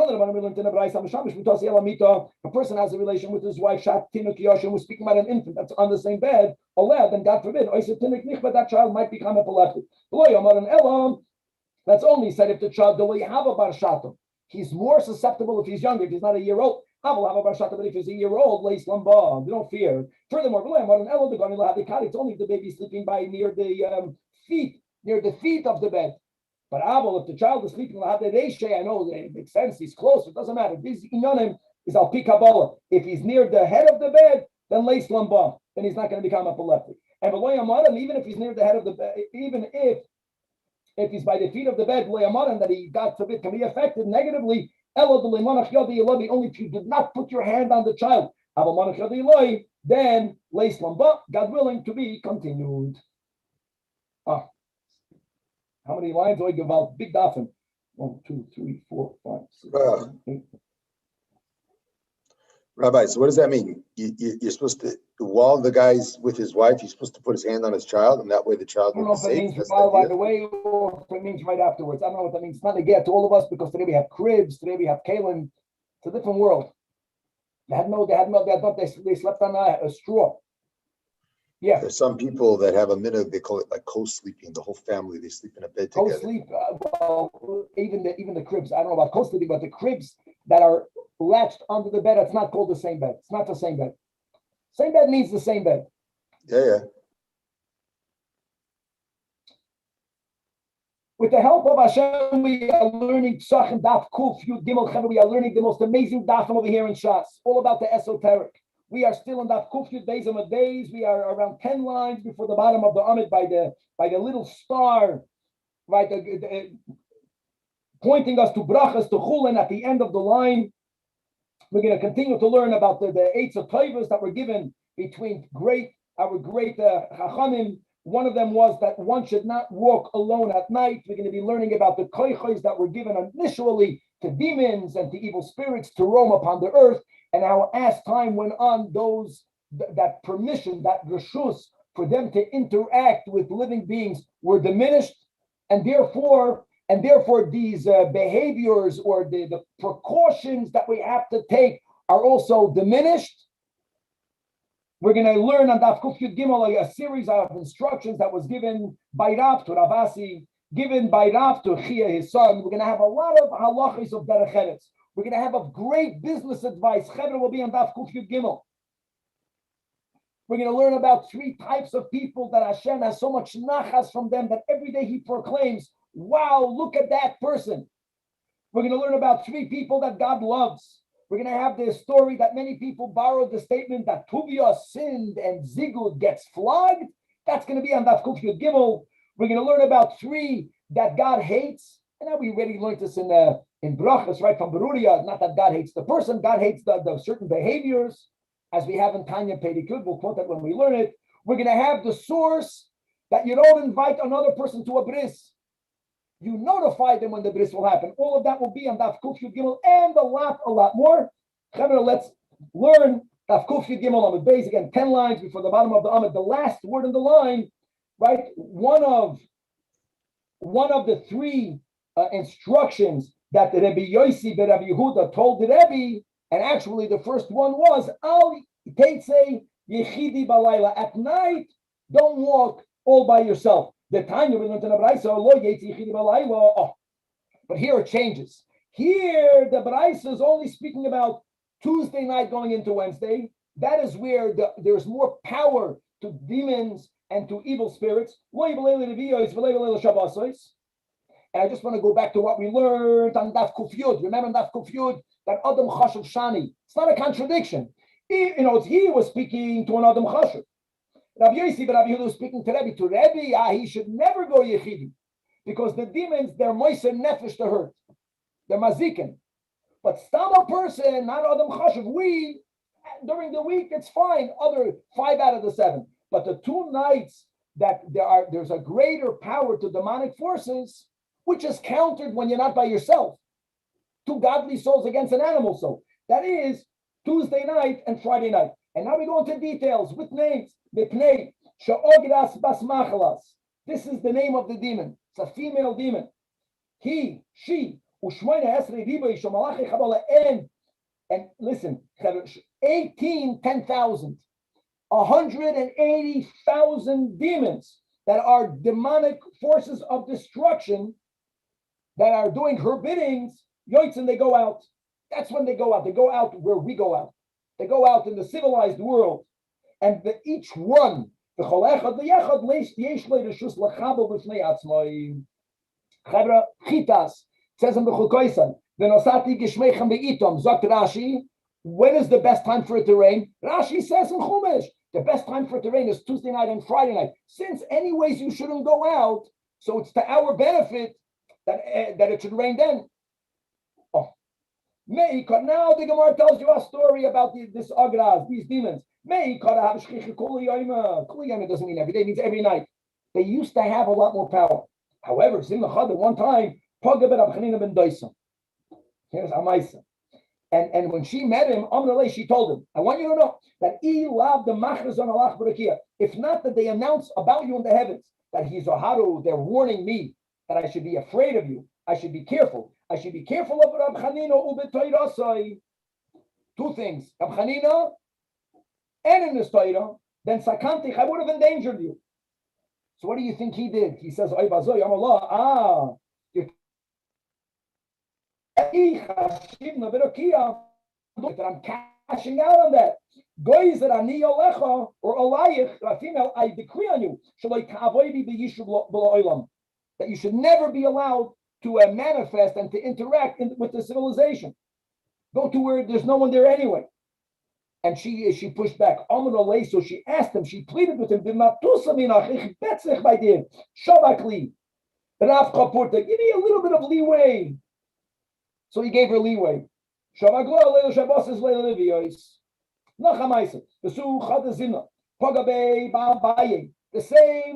same demon, Agras Bas Machlas. And she tells him the same Torah that it's not that they would have announced in the heavens, and here we have a source of the name of Abaye, which is really a Rosh Tevis, Asher B'Choy Yerucham Yosem, but he's Zoharu bin Nachmeni. And now we understand he was raised, the stepfather was Rabba Bar Nachmeni. Mikan, that even after a father's passing, don't say his name. That's the way we are Machabed our parents, which we should even after their passing. So maybe he didn't call him Nachman because that was his father's name, Nachmeni, so he called him Abaye. And if not that, if they would have announced in the heavens to be respectful of Abaye, Nachmeni, and in the Torah, the last line, Havasakante, and Abaye had the same response as Rabbi Chanina ben Doisa. So Omar Lo, right to her. If I'm then then I decree upon you that you should never come to where people are hanging out. If that's the case, if you have two of these great, a Tanach and a Maida, they're Gezeda, Tzadik Goyzer HaKadosh Baruch Hu Mekayim. But every now and then we see this Agras, we means whoever the Gemara was writing that she still is manifesting herself in populated area. She has no shoes, and there's a reason for that. They explain that Kufyud Gimel, Hani Gaziosa Nino Gavaldi. Gaviosa means that Rashbam, right, says this. The Rashbam says that they were really traveling in untraveled roads. They were not going where people live. However, the Shamti Susya, their horse escaped them. They're only going to get their horse. And Ba'asru Davrei Luhu, they're coming to get the horses back. So that's why every now and then you can meet this Agras Bas Machlas Stam, even though the Agzeda was made, that they should never manifest again. You see, the second time by Abaya, she didn't say, give me some leeway and allow me Tuesday night and Thursday night. In other words, you see from the Gemara that between the times of the Tanoim and the times of the Amoraim, their power was diminished. Whenever you have an opportunity, this is a great for chinuch, and we should read the Frierdiker Rebbe's memoirs. This is in the second volume. There's an amazing story of the Baal Shem of Zamoch, and there was an Avigdor Tuvia. This is my dear said the Yankese, and Avigdor Tuvia and his wife, they had an inn, and they were big Machnise Oirach. Their midah that was not yet good is that they didn't have a lashon nikia. They spoke not nice words a lot. And the whole ma'aseh was that after they passed away, they didn't have children. So if a distant relative was Yoidish, that inn became possessed with demons, shaden. And the whole ma'aseh, how first the galachim of the city, they came and they made these rituals, and so gardenish geholfen. And finally, it came to Rav Baruch Batlin. Rav Baruch Batlin brought it to Rabbi Yoel, who brought it to the Baal Shem of Zamoch, and he had a din Torah with them. And one of the things he told them was that there's a gezed on you. You can never manifest where people live. And their representative spoke back, and he had an excuse that since the Baal Batim, they had no children, and they spoke the Nibul Peh, and every time they spoke Nibul Peh, they created us. So we are the Yorshim. The bottom line is that the Baal Shem got rid of them. Fascinating story. Let's go back in the Gemara. We're going to take out not the Vav, but not Yisrael Baal Shem Tov, a different Baal Shem. No. Not only that, if I understand correctly, this I heard from Shmuel Green, that the Baal Shem of the Zamoch is not from the four Baal Shems. That's another dynasty. The Baal Shem of Zamoch. Weiter. Oh, the Baal Shem's l'chayda come from the Arizal. That's what the Frierdiker Rebbe writes. Talmud. Anyways, come back over here. That loisodru b'masa, don't live in a city. The loitzanif basusya, where the horses don't neigh. Either there are no horses, or the horses are lemelach. They don't make noise. People don't know that they're horses. Nor don't live in a city where dogs don't bark. Why is that? It can be, again, there's many levels. The pshat is, live in a place where it's safe. A ganef knows that if there's a dog, the dog will protect the owner. A ganef knows that if they manage to steal, but the dog will be megala that they stole, the owner can get on a horse and catch them. So this is a setting that scares away ganavim. They have an alarm system. If you don't live in a city that doesn't have these precautions. Number two, don't live in a city that the head of the city is a doctor.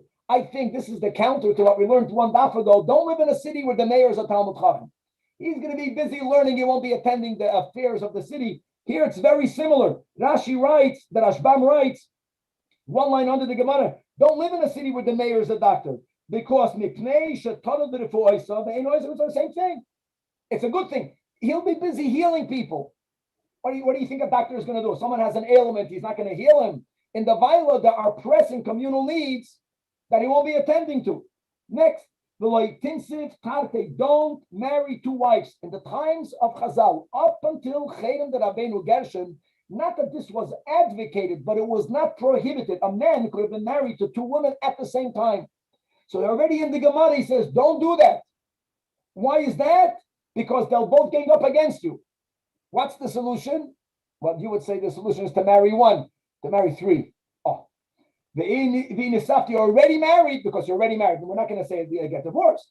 Then marry a third one, because that's the nature of things. When there's a third one, so then if two will conspire against you, then one will be out to get you. I think we should apply this for people that have businesses. I know in Brazil, they're very good. The people that I knew in the administrators, never to have one. He said, never have one, because then you become too vulnerable to them. Everything should be two. Everything should be two. Maybe it means have three if you can afford it. Because you have two, they'll conspire against you. I'm not comparing just a concept to try to apply it in today's and our settings. Omar lei Rav to Rav Kahana. And this is about work ethic. It's going to be work ethic and good business advice and good living advice. It's better to manipulate animal carcasses than to manipulate words. Meaning, say the Rishonim, that our yes should be a yes, our no should be a no. Turning over words is more degrading than doing degrading work. Do degrading work. If you're going to advocate any work, you should take pride of work, no matter what type of work it is. So it's better for you to be doing what's considered the most degrading profession of dealing with carcasses in public. And they used to turn the carcasses over for whatever reason. Do that, but never change your avart is avart. Another statement. Support yourself by honest work, even if it means doing what is considered the most coarse, the least refined work. And get paid from it. And Veloy Tema, never say Akahana anoch, ben Akoyin, or Begavra Rabba anoch, ben Agresa Mensch, and Vesanyali Milsa, this work is unbecoming for me. Never have that attitude. You should be proud of the work that you do. Weiter. Solak Leigra, even when you are only going up to the roof, Sheirusach Bahadach, take your food with you. That means even if you're going on a short trip, you're only going to the roof. Say the Laderech. Oh, my mother is into this. People that live in Eretz Yisrael, when they go from Tel Aviv to Yerushalayim, right, they eat a whole package of food because they're going on the grocery trip. Doesn't matter how little the trip is, always take food with you.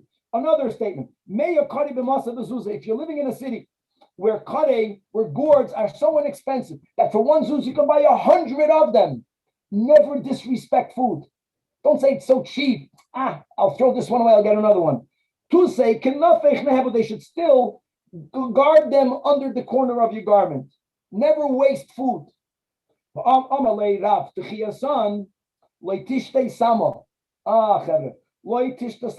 Rashbam that if there is a medicine for your ailment, do everything you could not to take it.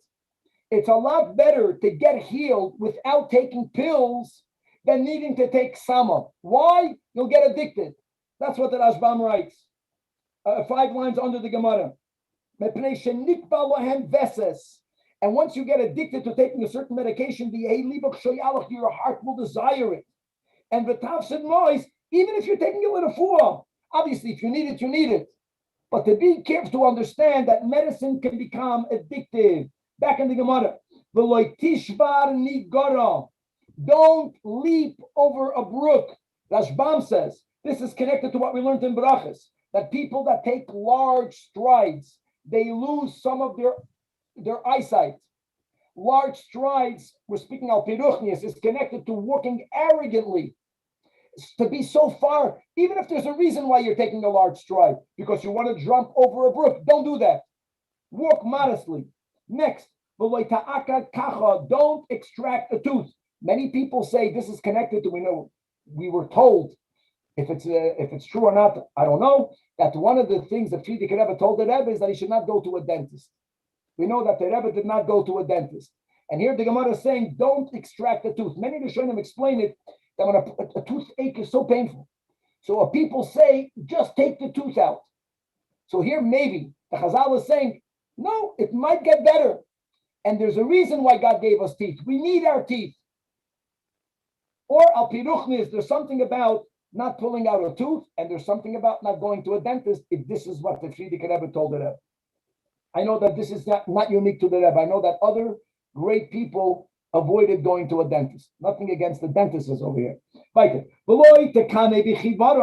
Don't provoke a snake. And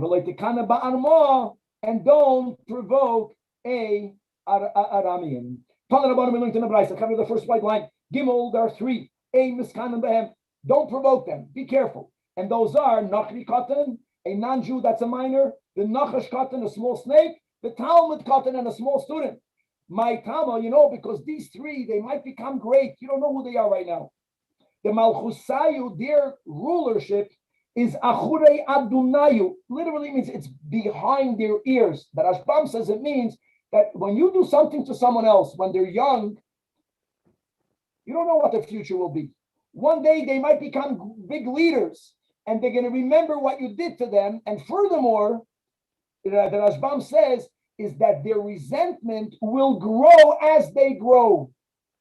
Will grow. So some people, not the three that we mentioned, even if they are upset at you when they're young, their nature is when they get older, they become forgiving. But these three, no, their hatred, their resentment will become bigger the bigger they get. Amalei Rav, to Ivu, his son. Now, Rav was trying to get Ivu to become his Mamal Makaim. Didn't work out. And that's a very good parenting tip. That if you notice that Ivu was not meant to be the Rosh Hashiva and Surah, so then he gave him business advice. As we learned above, the pride of working, that he told the son clearly that I tried to teach you Torah. Of course, Ivu was the great. Compared to what Rav wanted, Ivu was not growing up to be the new Rosh Hashiva. But it's not going. So if it's not going, so then go into business. And to I would like to give you business advice. Number one, he tells him, and this is about having rapid turnover. Rapid turnover is a lot better than taking the risk and holding out and maybe making more profit. He advised against that. He says, when sand is still on your feet, right after you return from a trip, sell right away. Don't say, right now the offer will only give me a 5% profit. I'm going to wait longer. No. You can sell it. Now, the nature of a human being is every soichet feels that way. After you did a sale, I could have sold it for more money. Save it. So sell it quick and feel regret, but sell it quick. And he tells him, Kol mila zabein, yeah, you can sell it and you can regret that you should have held out. He's not telling him not to hold. He's telling him to make a rapid turnover, but at least your feeling of charata is justifiable. But bar mechamron, wine, never ever feel regret that you didn't sell it immediately, which you should everything. The zabein v'loy techarit, because wine can become vinegar. In other words, any shchayra that's perishable, not only does his advice stand, but he's telling the soichet, don't ever feel regret that you didn't wait and maybe make a bigger profit. Because the downside is that you could have lost your principal. Another din, sherei kisach, and only afterwards pesach sakayef or sakach. That means, how does it work? First, open your purse. First, take the money, and then give out the merchandise. Get into that habit. Don't give out the merchandise and then get the money. The guy might not pay. Also, you have to give this answer to very honest people. Very honest people are naive because they see the world through their lens. So he's telling his son, you would never steal. People can steal. Take the money and then give the schayim. Another din, kaba ma'ara. This is gemaldik. V'loy kura me'igra. A kur has 180 kavim. That if you have an opportunity that will allow you to work near your house, you have an opportunity that will demand a lot of travel, Even if the profit of the business of the travel is 180 times more, stay near your home. It's not business advice, it's life advice. Because the life is not just about making money. Now, sometimes certain couples, it brings the biggest shalom bayis. Everything is different. Sometimes he travels a lot, it's good, but that's the exception. The klal is try to work near your house. Givaldik. Next statement, Tamra b'chaluzach lebeis sudana rohi. That if you have dates in your chaluzach, in your basket, now dates were made into beer. We learned not that long ago that they had a lot of dates involved. So what do you do with dates? You make it into beer. Now, what do you do with dates before you make it into beer? You eat it. So he tells them, don't wait until a lot of dates accumulate for you to take it to the brewer. Because as you're waiting, you're eating it.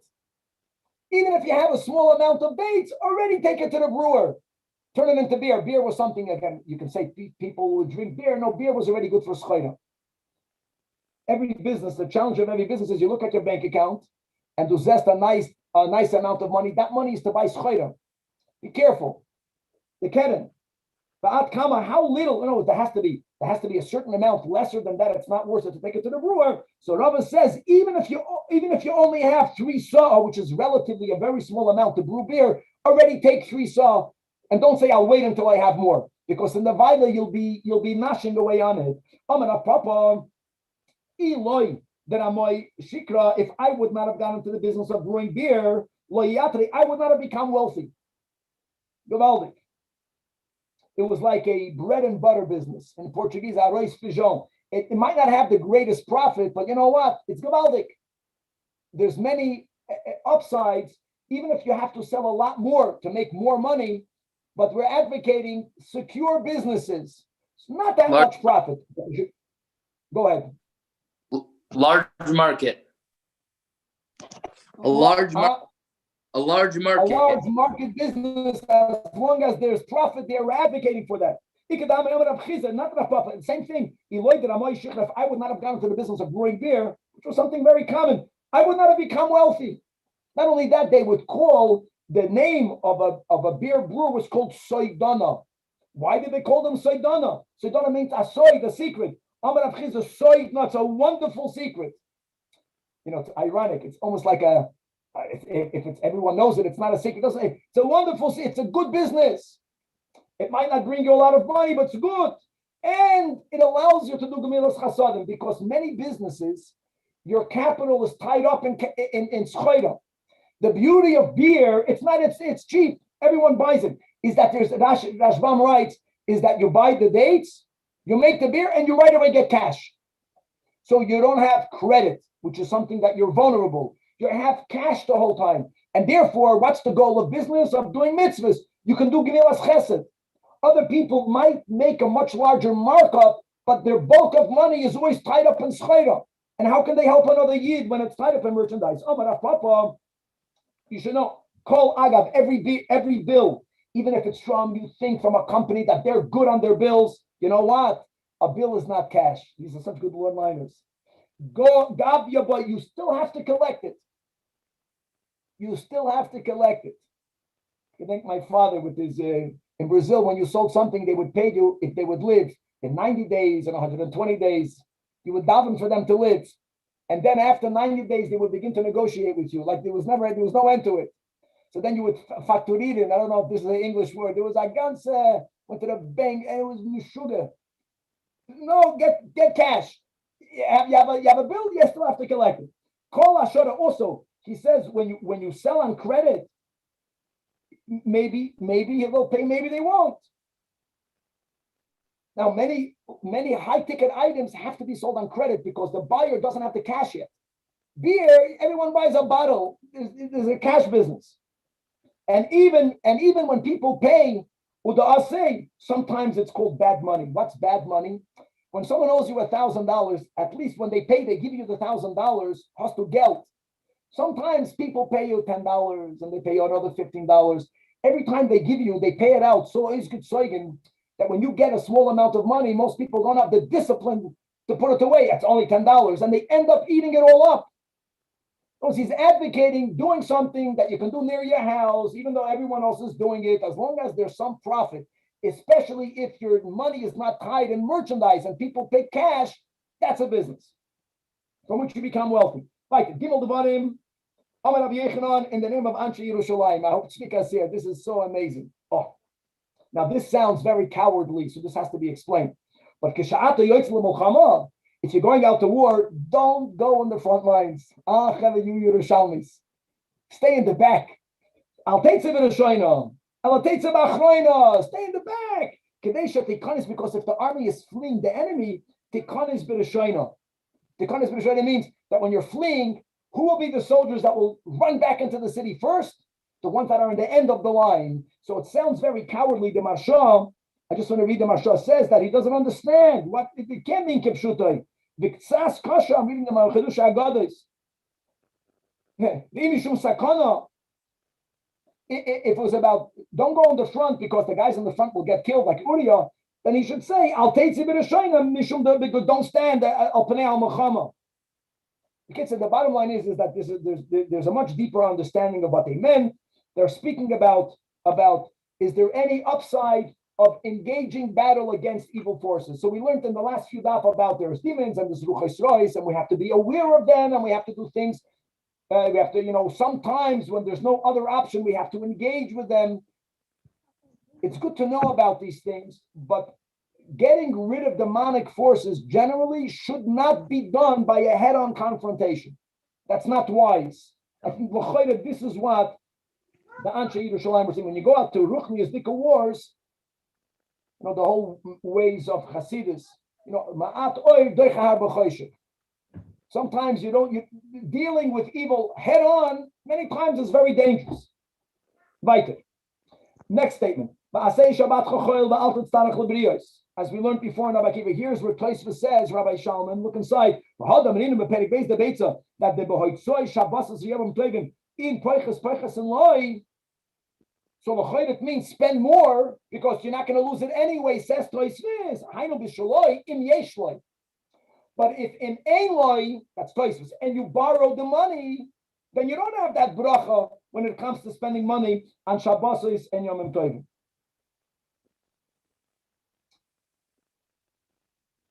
Now, Rabbi, using a credit card is not considered borrowing money. I was about to say that. So, Kevin, many halachic poskim say that our lifestyle here in Los Angeles, Tafshan Pei Aleph, is that people live this way. This is like almost the way people live. You're living on credit cards, and no one owns anything in America. You own mortgage. It's all borrowed money. I think that if this is within the norm of the way you live, then it's also okay.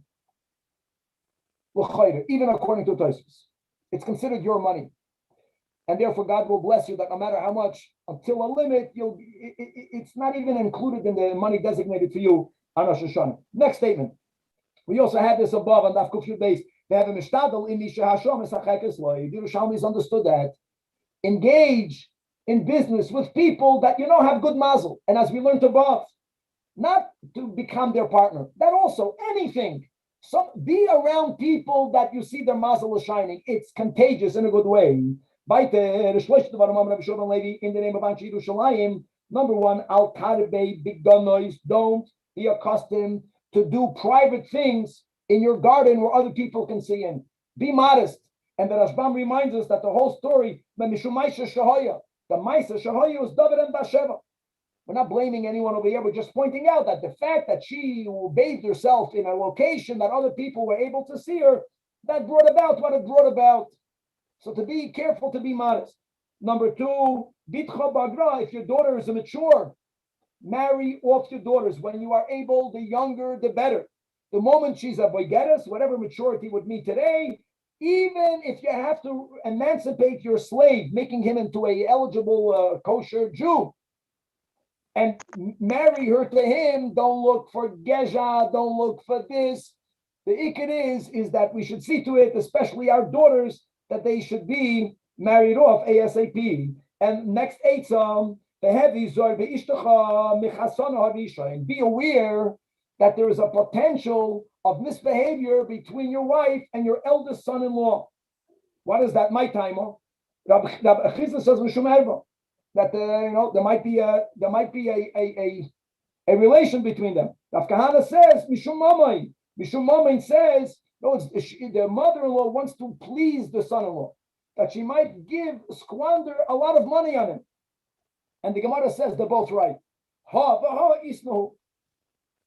the fact is that it was actually Yiddish custom for people when they get married to move in with the in-laws.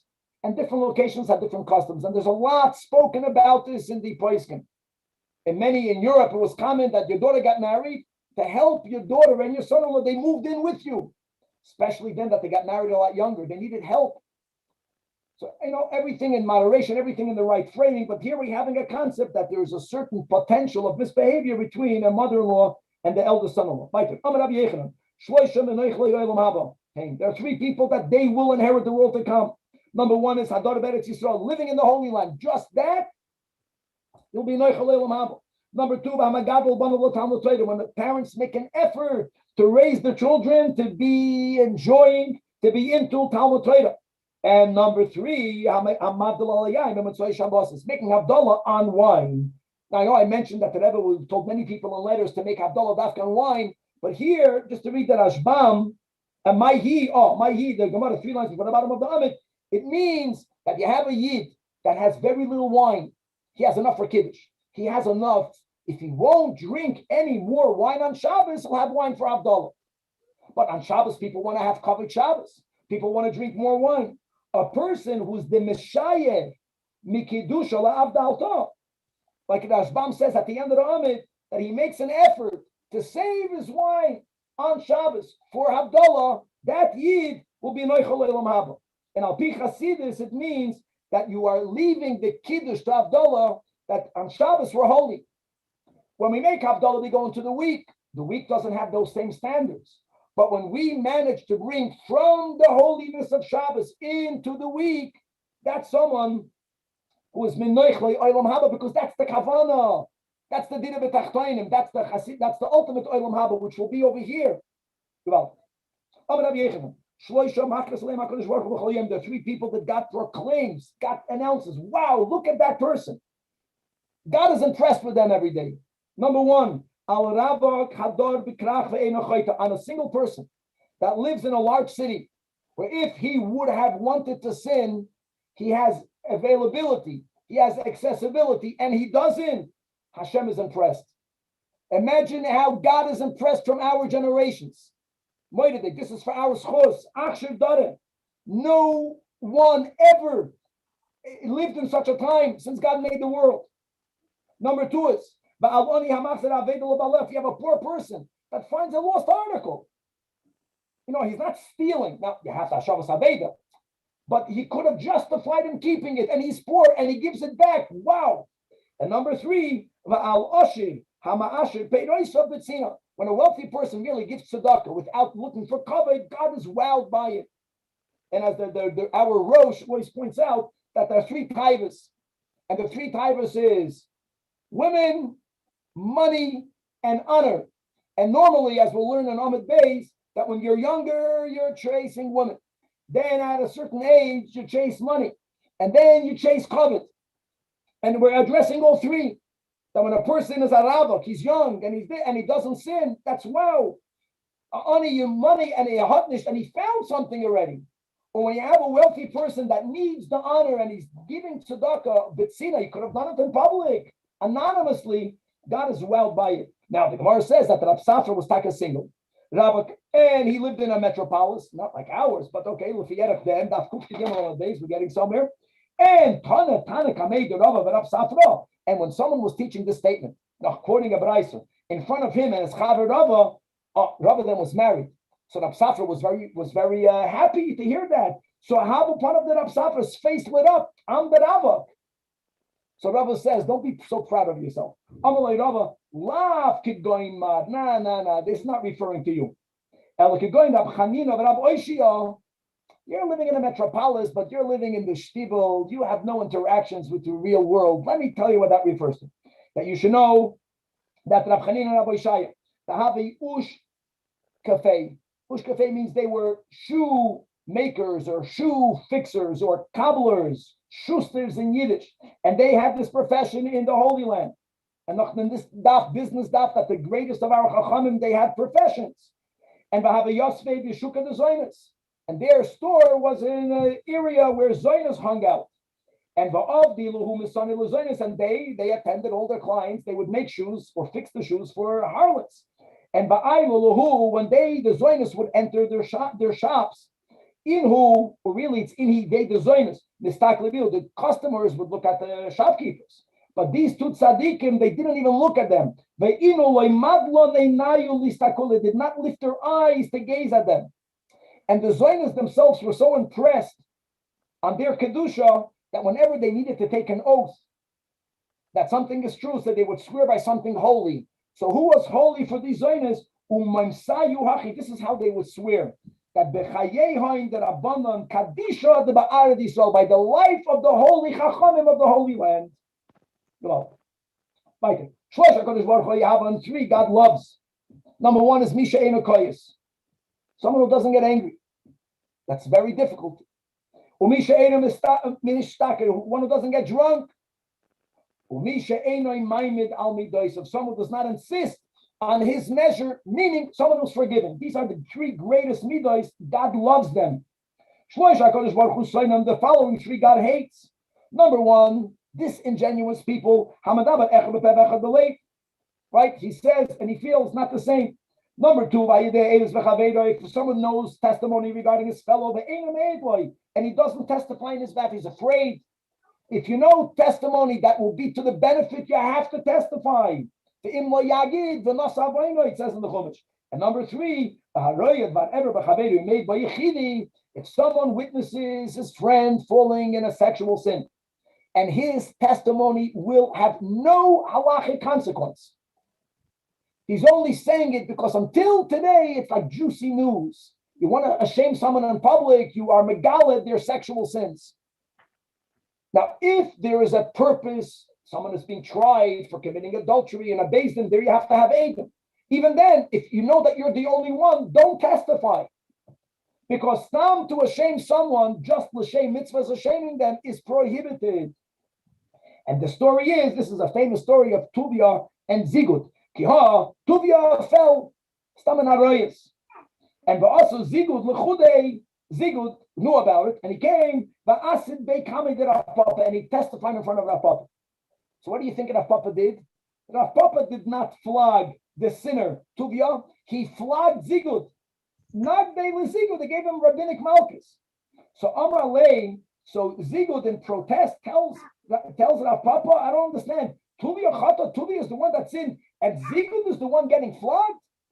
So he tells him, yes, and he quotes a pasuk in Mishpatim that lo yakum eid echad beish. This that you're testifying about has to come from two. The Torah says, you know that. And you're coming by yourself. So why are you doing it? I know why you're doing it. Not because of the halachic reasons. You're coming to give him a bad name. Shame Rabba Almo Kamafkadei. If someone is misbehaving and they are a danger to others, then you're informing the public. That's different. Even if halachically the one testimony might not be enough. But many times these things are being revealed just to shame. That is someone that God hates. Now, just the word sina, just the chavre we learned Tanya. Alter Rebbe, when he's defining the difference between a tzaddik v'toivloi and a tzaddik v'raloi, tzaddik gomer, tzaddik she'eino gomer, how do you measure that? How much hatred do they have for evil? That's what the Alter Rebbe says. Erech goydel sina. Another thing, we also learned in brachas from Beruria, that hating doesn't have to mean the person, but yitamu hachoitim, yitamu chatoyim v'loi choitim. But here we have strong words that God hates the person or that behavior. Like Amar Rabbi Shmuel, Bar Rabbi Yitzchak, in the name of Rav, that you should know that mutar l'sanoisoi. In other words, although you are prohibited to testify because it will be of no consequence, but when you see another Jew sinning, you are allowed to hate him or to hate their behavior. And let's refer here to Tanya Pedek Lamed Beis, how the Alter Rebbe defines. You have this in Shulchan Aruch also. But it's good to learn it from Tanya Lamed Beis because in the framing of that there's a mitzvah of Avos Yisrael to put everything in its right context. But here we're focusing that it's a mitzvah to hate someone who's sinning.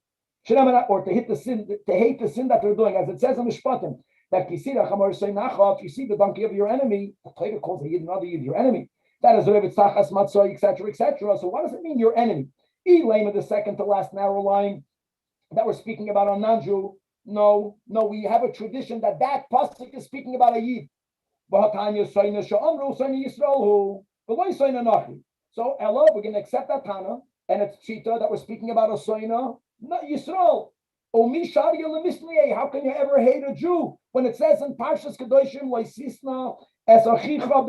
don't hate your brother in your heart? Elomat must be the Ikasadi Davadisura, that there are witnesses that testify that he did a sin. He's not your enemy. He should be everyone. Everyone should hate him. That's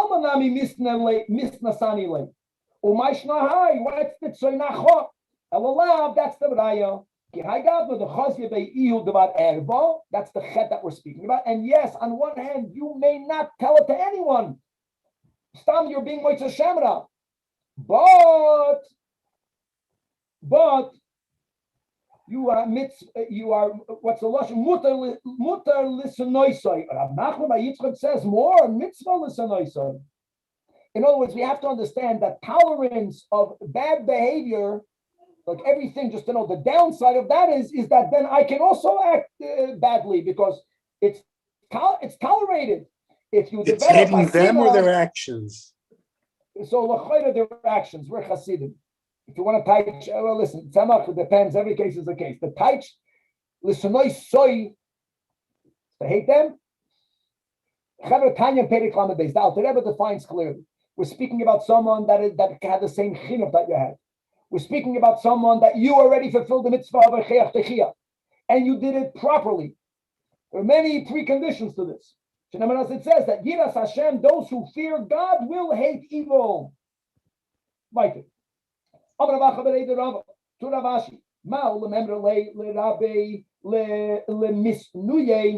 not allowed to testify in public, but can the one who observed someone's hate, can that person tell the sinner's teacher? Are you allowed to do that?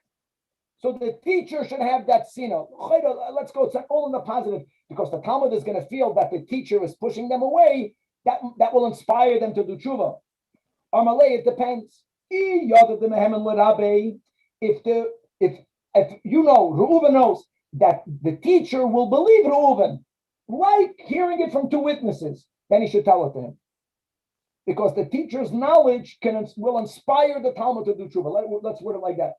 But the Eloi, how do you even know the teacher will believe you? So again, the words of the Gemara is Shem Rabba Alma Kamafkebe.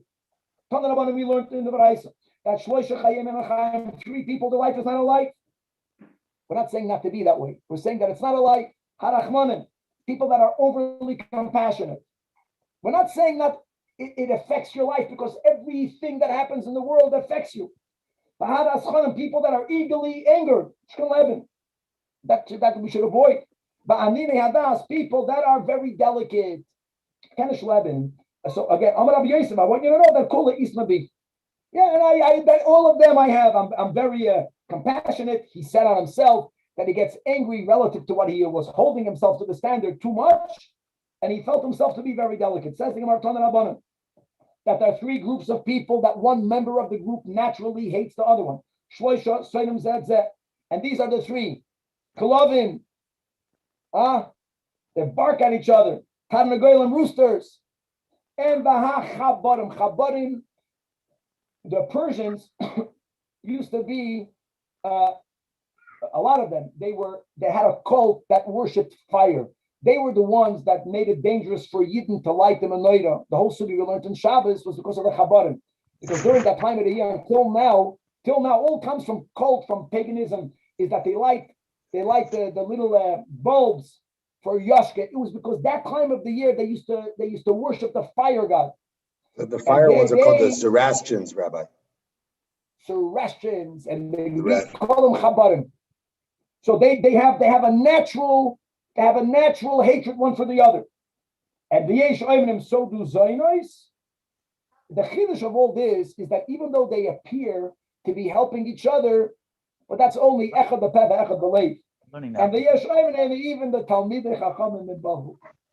Like they look to be complimenting each other, but in their heart of hearts, Gevaldik. Tanach Rabbanim we learn Shloisha, but not in Eretz Yisrael.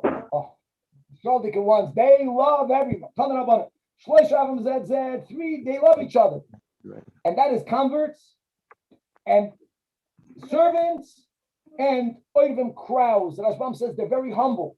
So humble people, they have Ahavas Yisrael, they love each other. Arba, 4, Ein Hadassah Valtam, the mind cannot tolerate it.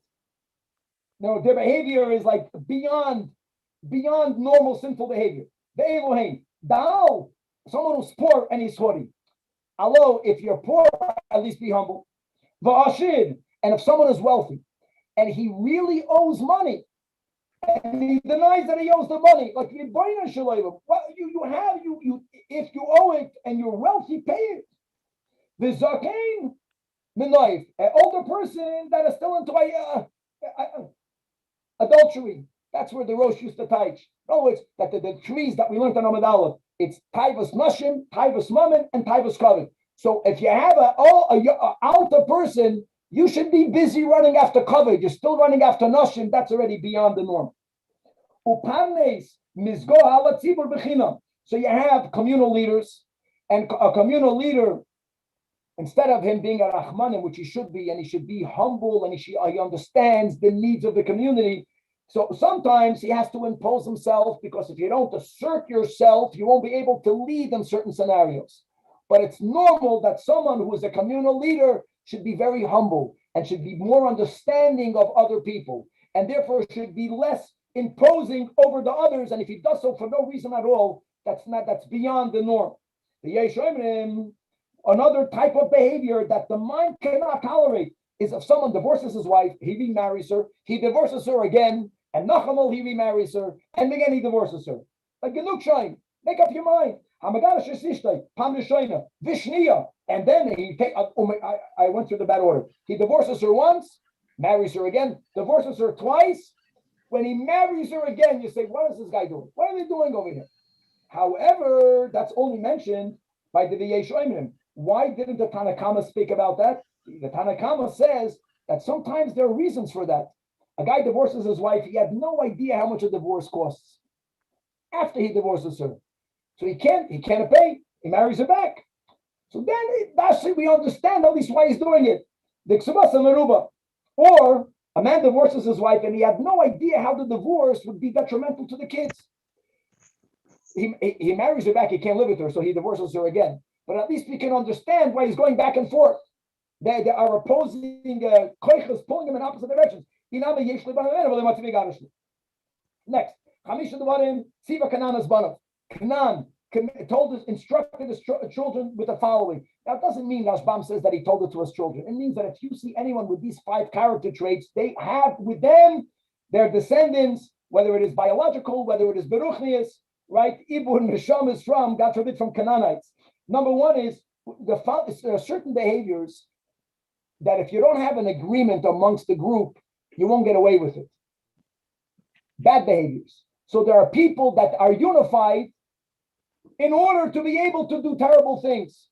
That can only be done if one covers the other. So he told his children, love one the other, right? But in order to love theft, people are going to uncover thievery. But if you have this agreement that thieves cannot report on each other, so they have love for each other for bad, that's terrible. Or promiscuity. People will find out. You have to have people that cover for you. So they cover for each other. We have unity. That's a Canaanite unity. Or rebel against your masters. One will inform on the other. No, for that they love each other. The Alta Dabroem is lie, but the truth will come out. They covered for each other. In other words, this is a Zamida that the virtue of loving each other is the greatest virtue in the world, and they used it for all the bad midos. Next, there's 6 things said about a horse. And this goes about our Yetzer Hara, the horse Yetzer Hara. Number 1 is Oivas Hazanos. It loves lewdness. Number 2, it loves war. Number 3, it's arrogant. Next, umoises hashena, it detests to sleep. It's filled with energy that is directed to not good before we work with it. Ellie, can you mute yourself, please, Ellie? Sorry. It eats a lot, it excretes little. Klipa. The Yeshayim that af mevakesh lahagis balav hamulchama. The Yeshayim say that when it's at war, its desire for znus is more than war. So when it's engaging in battle, if the enemy has upside down attractive female horse, it's going to go for the female, even if it's putting its master in danger. People that run after znus, they do that to themselves. They mamish ruin their whole lives. Afer, Shisha, 6 are menudim lashamayim. They are excommunicated by the heavens. The Elohim. Yehudi she'ein lo isha. A Jew that has no wife. Now, obviously, it means by choice. If a person is trying, that's something else. But if a person chooses a lifestyle not to be in marriage, he's excommunicated in the heavens. Or a person who has a wife and he chooses not to have children. Not, God forbid, a Yid Nebuch is trying and they have this biggest of nisyonos, that's something else. This is by choice. Or whoever has children and they choose not to educate them with Talmud Torah. And now we're going higher levels. A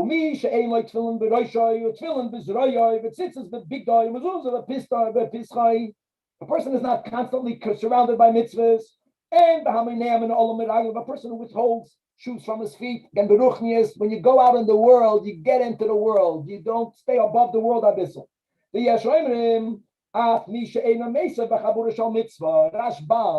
And if someone was invited to go to a Sa'udas mitzvah, like a bris, and he does not come, that's not a good thing. That is the source that when you make a Sa'udas mitzvah, inform people. Don't invite people, because then if they don't come, it's going to hurt them in beruchnis. In the name of Rabbi Yossi Ish Hoitzel, like the leader of Hoitzel. Oh, let's start with the first.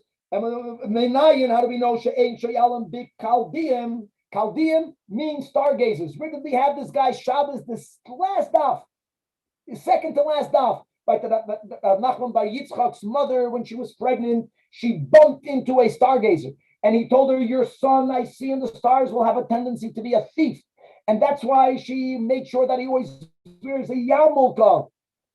So the Gemara is saying, don't consult astrologers. Why? Because it says in Shoiftim, Tamim Tia im Hashem Elokecha. As Rashi writes in Chumash, this is our Gemara, that we should accept the future in the hands of God. We will deal with it when it happens. Don't look to know the future. Meaning, don't look for astrologers that ever said, what's the mice in Shabbos? You look in the Gemara there, it's not that she went to an astrologer. An astrologer offered information. Some of these people have a koyach to have foresight. So when you hear that information, then she's allowed to use it. She can use that info. So when an astrologer told her that this and that will be about your child, okay. But just because certain people have a koyach to have a glimpse into the future, it doesn't mean that we should look for them. Bitmimusdik means accept from God what happens. We should use conventional means, but we should not tap into the esoteric when it comes to future knowledge. Yes, we had a Urim V'Tumim. Yes, we have a Navi. But over there, God will only inform to us through the Navi information that we should take and know. Masha'enki, when you go to an astrologer, it's so disconnected from God, so then they'll give us info that is not ideally, it was not in Hashem's plan A for us to know that. A lot more to be continued. Wow, how great is that? Give Valdik. Valdik is that.